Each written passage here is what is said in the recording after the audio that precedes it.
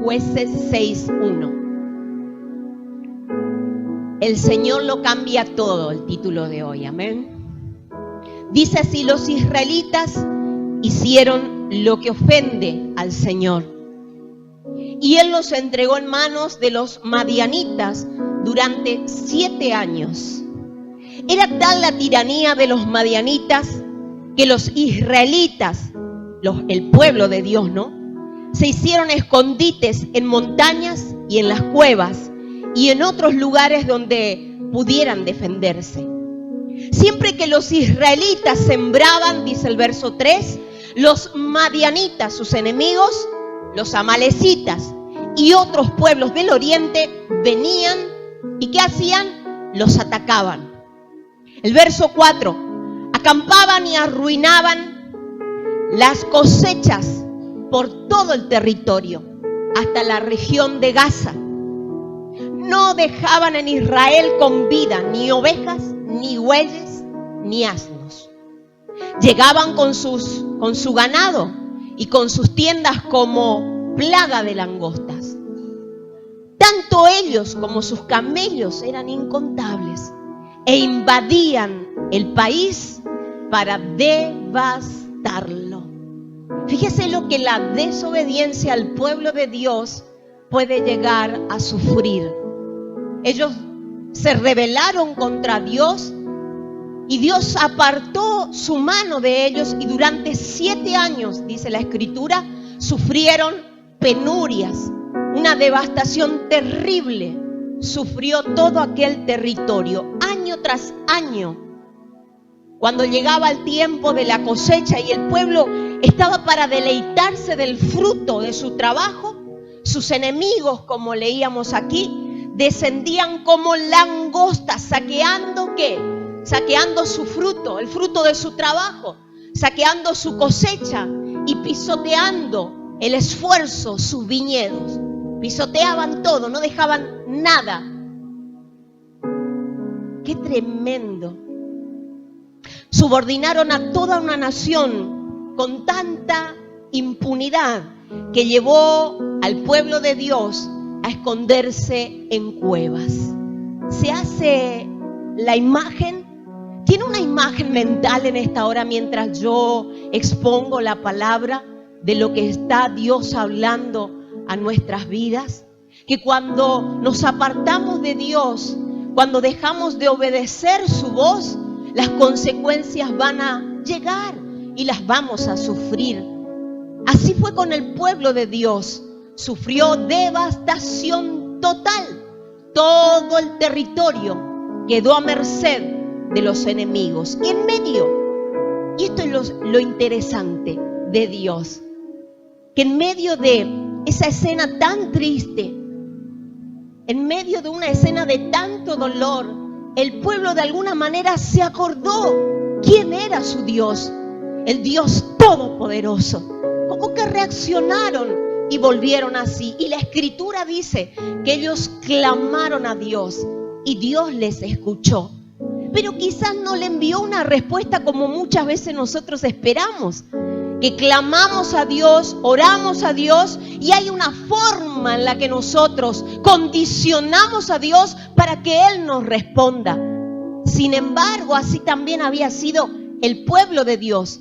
Ellos esperaban un modelo de respuesta, una forma en que Dios respondiera. Pero Dios habló con una sola persona y a una sola persona, que fue un varón, le reveló su corazón. Y Dios decide aparecer en escena trayendo un mensaje de esperanza a este muchacho llamado Gedeón. Fíjese lo que dice el verso 12. Dice: cuando el ángel del Señor se le apareció a Gedeón, le dijo: el Señor está contigo, guerrero valiente. ¿Qué le dijo el Señor? El Señor está contigo, guerrero valiente. Pero Gedeón, abrumado por el miedo, estaba escondiendo algo de trigo. A este que el ángel le dijo, guerrero, esforzado y valiente, ¿cómo estaba? Escondido estaba en esa escena, escondiendo algo de grano para tener con qué plantar para una próxima cosecha. Algo pequeño. Gedeón ciertamente, lejos de ser un guerrero, era un civil como cualquiera de nosotros. Es como si hoy el Señor, el ángel de Dios, aparece en escena y le diga a Rubén, que lo tengo hoy presente, varón, esforzado y valiente. Y lejos él de considerarse eso, diga, pero Señor, yo soy un simple civil. Estoy escondiendo algo de granito aquí para ver si luego puedo levantar mi mirada, salir de esta cueva, de este escondite y volver a plantar una viña. ¿Qué voy a hacer yo, un guerrero? Y estaba allí, ¿no? Era un civil simplemente que huía, buscando refugio, y bajo ninguna circunstancia él podía considerarse valiente, porque estaba destrozado por dentro, estaba desprovisto de toda esperanza, como muchas veces nos sucede a nosotros. Dios nos habla al corazón y trae un mensaje de ánimo y de esperanza, y nosotros nos miramos por dentro y decimos, el Señor está errando, el Señor se está equivocando. ¿Qué va a haber en mí que puedo ser esforzado y valiente si estoy en una cueva escondido? Si estoy aquí tratando de guardar un poco de grano para ver si puedo quizás cuando salga de esta cueva comenzar a plantar algo. ¿Qué voy a hacer yo? Pero es allí, en medio de una escena devastadora y sin esperanza, lo que usa Dios para enviarte un mensaje de buenas nuevas. Porque eso es el Evangelio, buenas noticias que el Señor te trae en esta tarde. Él se encontraba resignado. ¿Qué es eso, pastora? ¿Qué es la resignación? Bueno, yo encontré una definición bien interesante que dice: es una posición muy cruel, sobre todo para aquel que la acepta como estilo de vida por un tiempo prolongado. Es aceptar una situación adversa que cualquiera de nosotros puede vivir sin luchar contra ella. Esa es la diferencia. Todos podemos pasar momentos difíciles y seguramente que lo vamos a pasar. Llámese enfermedad, llámese un mal momento económico, llámese un problema con los hijos que están en adicción y se van de casa. Muchos podemos pasar muchos males, pero lo cruel de la situación es cuando uno se resigna, cuando uno deja de luchar. Eso yo vengo a animarte a que nunca lo hagas. Pero desde esta posición de resignación, siempre hacemos cosas equivocadas. Siempre vamos a actuar en contra de lo divino, de manera incorrecta. Y esto es lo que quiero enseñarte rápidamente de parte de Dios en esta tarde. Gedeón lo primero que hace es objetar al ángel. ¿Por qué si Dios estaba con ellos le sucedían todas esas cosas tan feas? ¿Le ha pasado alguna vez de objetar de esa manera a Dios? Pero si Dios, tú estás conmigo, si tú dices que me amas, si tú dices que eres mi Padre, que has enviado a Jesucristo para rescatarme, porque hoy tengo que vivir esta penuria, porque hoy tengo que atravesar este valle de sombra y de muerte, porque esta calamidad, porque esta devastación, ¿por qué? ¿Por qué? ¿Y por qué? ¿Cuántas preguntas le hacemos a Dios cuando nos toca atravesar ese valle de lágrimas que parecen interminables? Los días se hacen años y no podemos ver la luz de esperanza. Pero yo vengo en esta tarde, en el nombre de Jesucristo, a traerte un mensaje de esperanza para tu vida. En el verso 13 dice: pero Señor, replicó Gedeón, si el Señor está con nosotros, ¿cómo es que nos sucede todo esto? ¿Le ha preguntado así alguna vez a Dios cuando está pasando momentos difíciles? Vaya que sí. La otra pregunta: ¿dónde están todas las maravillas que nos contaban nuestros padres cuando decían: el Señor nos sacó de Egipto con brazo fuerte y poderoso? ¿Dónde está el Dios de nuestros antepasados? Que comenzamos a preguntar, ni que fuéramos necios y sin conocimiento de Dios. La actitud de Gedeón es similar a la nuestra. Cada vez que usted pregunte así a Dios, vaya a este libro. Mire cómo Gedeón objeta también delante del ángel. ¿Dónde está la presencia de Dios? ¿Dónde está el Dios de las maravillas si nosotros estamos pasando un momento muy difícil? Es que no podemos ver a Dios en nuestras tormentas. No podemos ni siquiera pensar que Dios permita algo negativo para transformarlo en algo positivo en nuestras vidas. ¿Cuántos entienden de lo que estoy hablando en esta tarde? ¿Cuáles son tus tormentas? ¿Cuál es tu valle de lágrimas? ¿Qué es lo que crees que Dios no puede hacer posible en tu vida? ¿Qué es lo que crees y pensás que Dios no lo puede cambiar? Yo vengo a desafiarte en fe en esta tarde, porque para Dios sí todas las cosas son posibles. Lo que Dios no ve jamás es la limitación del hombre. Dios ve su eternidad. Dios se ve a Él todopoderoso y el único que sigue obrando verdad en nuestra vida. Pero no lo podemos ver y ni siquiera podemos pensar que Él permita algo negativo para nosotros. El año 2020 fue un año que nos golpeó a todos, ¿no? ¿Se acuerda el año de la pandemia? Hay cosas que tenemos que llevar en memoria para nuestro bien. Y a mí me pasó algo bien particular ese año. Mi madre había fallecido en el año 2015 y bueno, nosotras quedamos 3 hermanas. Teníamos seguros por cobrar, algunos ya los habíamos cobrado, pero un seguro nos quedó allí encarcelado porque mi mamá no había hecho la declaración de herederos. Entonces fue todo el patrimonio y todo, una parte mejor dicho, se tuvo que abrir un sucesorio y eso es larguísimo. El 2020 yo me moví en conjunto con el abogado, porque los abogados son muy buenos, yo no tengo nada en contra de ningún abogado, los bendigo, pero a veces archivan la cosa y uno que es interesado la moviliza. Así que si usted tiene papeles estancados y tiene un abogado de por medio, también te digo de parte de Dios que no te dejes dormir, no dejes dormir tus papeles, movete juntamente con tu abogado. Yo lo hice así y me fue muy bien. Me pude mover en el instituto, en INSEP. Dios me abrió puertas con gente que ni pensaba, jamás conocía a nadie. Yo me iba y me presentaba y el Señor abría las puertas. En el año 2020, imagínense, durante el 2015 hasta el 2020, 5 años a la espera.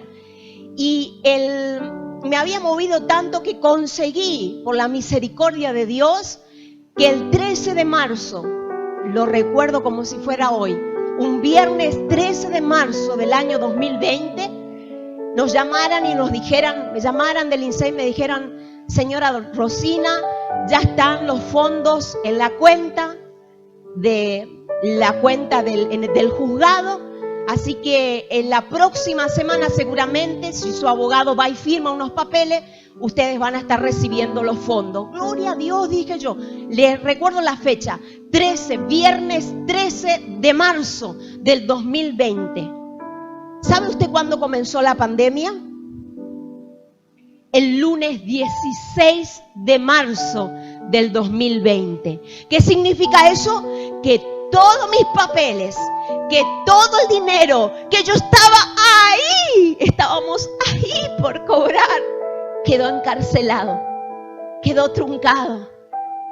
Yo le decía a mi esposo, y entré a resignarme. Dije, bueno, quizás esto sea lo que Dios quiso. Dios así lo quiso, de esta manera, y lloraba porque me había movido tanto y estaba ahí. El viernes nos llaman y el lunes se cierra todo paulatinamente. Comienza el presidente a hacer los anuncios y se fue cerrando. Y lo primero que cierran, ¿qué es? Toda la parte administrativa, todos los juzgados cerrados, no funcionaba más nada. ¿Y sabe qué? Entré a resignarme y dije, bueno, cuando salgamos de la pandemia, quizás. ¿Cuántos hablan así cuando se resignan? No, soy yo no. Y bueno, si por ahí Dios tiene misericordia y se acuerda de la Rosina y de sus hermanas. Y le lloraba a Dios. Hasta que en junio del mismo año, cuente, marzo, abril, mayo, junio, 3 meses después, una mañana, el Señor me despierta con una palabra y para mí fue suficiente.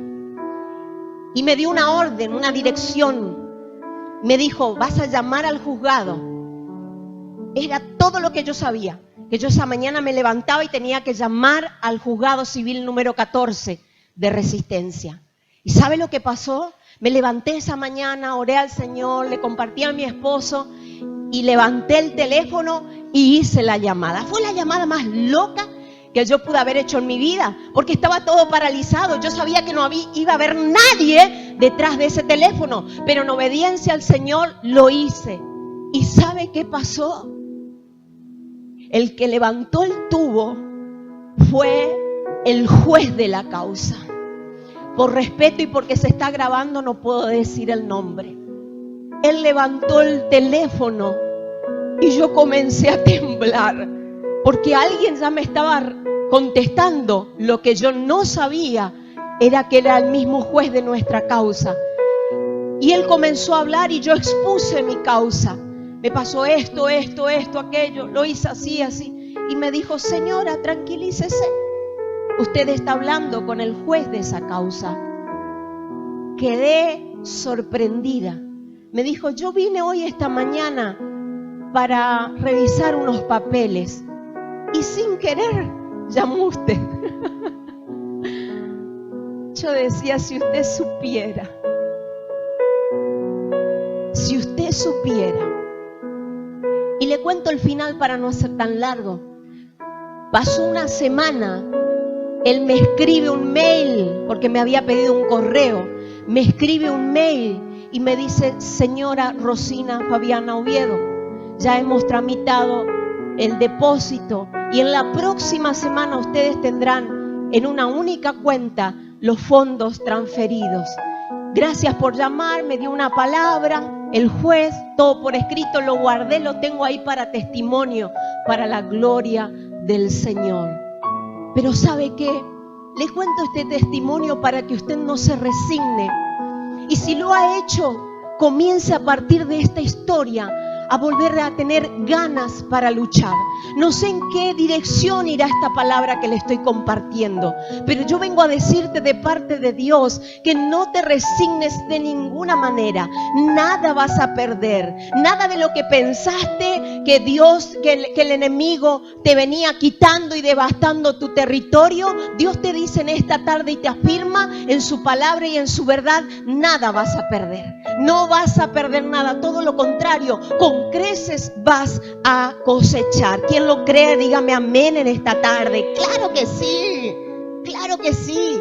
Si Dios lo hizo conmigo, es el mismo Dios que usted alaba, que usted adora, y lo puede hacer con usted también.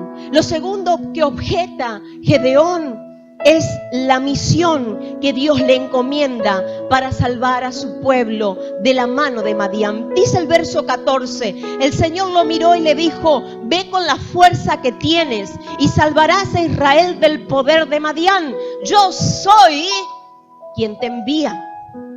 Pero Señor, el verso 15, objetó Gedeón, ¿cómo voy a salvar a Israel? Mi clan es el más débil de la tribu de Manasés y yo soy el más significante de la familia. ¿Cuántos se sienten dentro de su familia poca cosa?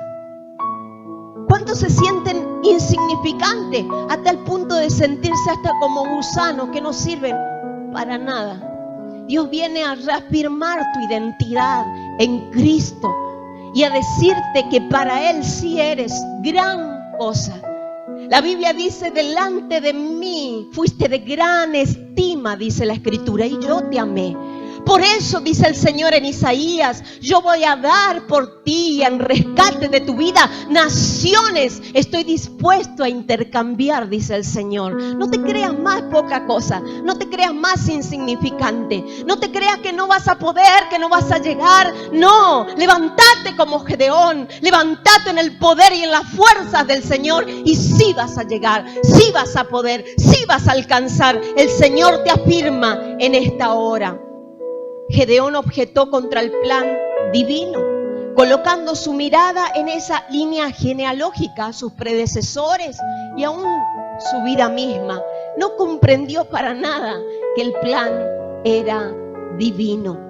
Cuando Dios nos llama a hacer algo, debemos solamente mirarlo a Él desde una óptica correcta. De lo contrario, siempre nos vamos a sentir insignificantes para cualquier misión que Dios te encomiende aquí en la tierra. Si Dios te confía familia, cuídala. Si Dios te confía trabajo, cuídalo. Si Dios te confía un proyecto, un negocio, algo que sobrepase tu entendimiento, algo que diga, pero yo no lo puedo alcanzar. Estás por buen camino, vos no lo podés alcanzar, pero el Dios que habita en tu vida, el Dios que está contigo, sí te dará la capacidad, la sabiduría para que puedas llegar a destino. Nunca mires a tus generaciones, nunca mire tus errores, no mires los fracasos de tu vida. Deja de poner tu mirada ahí. Y usted me podrá decir, sí, pastora, pero usted no conoce mi historia. Usted no sabe de la familia que yo vengo. Usted no sabe mi familia lo que es. Usted tampoco conoce la mía.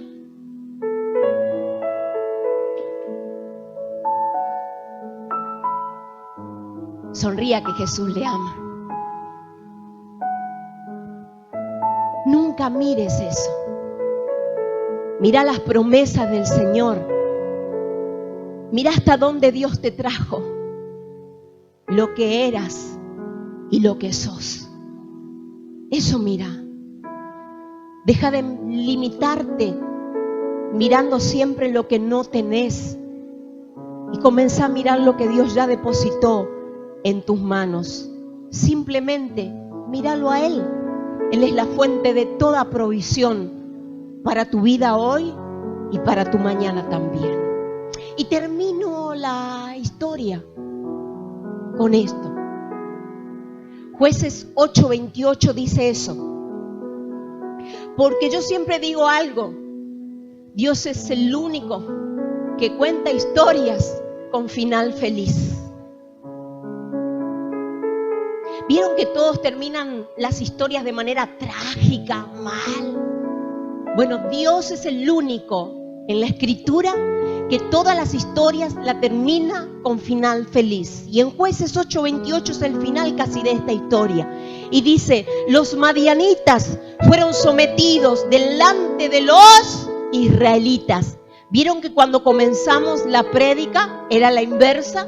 Y terminando la historia se da la inversa también. Ahora son los madianitas fueron sometidos delante de los israelitas y no volvieron a levantar cabeza. Te digo proféticamente de parte de Dios, tus enemigos no van a volver a levantar cabeza. Los que hoy están como erguidos haciéndote la vida imposible, te digo de parte de Dios desde este lugar que no los vas a ver más así. Ellos no volverán a levantar cabeza alguna. Y sigue diciendo la Escritura, y durante 40 años, oh gloria. 7 años estuvieron, el pueblo de Dios estuvo allí, sometido a servidumbre, sometido a la esclavitud. Pero la Escritura dice que durante 40 años, mientras vivió Gedeón, el país que tuvo paz. ¿Acaso estamos hablando de la misma persona? ¿Acaso estamos hablando del mismo varón? ¿Cómo? Y durante 40 años mientras vivió Gedeón, el país tuvo paz. Sí. Estamos hablando de la misma persona, del muchachito que recibió la palabra profética de un ángel, que estaba allí escondido con miedo en una cueva, escondiendo algo de granito para una próxima cosecha. Ese mismo que obedeció y se apoyó en Dios y dijo: yo de aquí en adelante me juego por Dios, voy a hacer caso a su voz, quizás me vaya bien. ¿Y cómo le fue? Más que bien. 40 años ellos tuvieron paz. Tremendo. Lo que nunca habían experimentado, lo que no podían alcanzar, lo que habían saboteado por desobedecer a Dios. La Escritura dice al final de la historia que por medio de un muchachito que obedeció, toda una nación tuvo paz. Obedecer a Dios te va a bendecir, pero también va a bendecir tu entorno, tu familia, tu trabajo, tu nación. La obediencia a Dios es lo más grato que un creyente puede sembrar a una nación. Oh Señor, yo decido con mi corazón obedecer a Dios. Y en mis acciones lo niego. ¿Se ha sentido alguna vez así? Que con el corazón usted quiere obedecer, pero a la hora de manifestar frutos y acciones le juegan en contra. Cuando sienta su vida así, mire a la cruz, mire solamente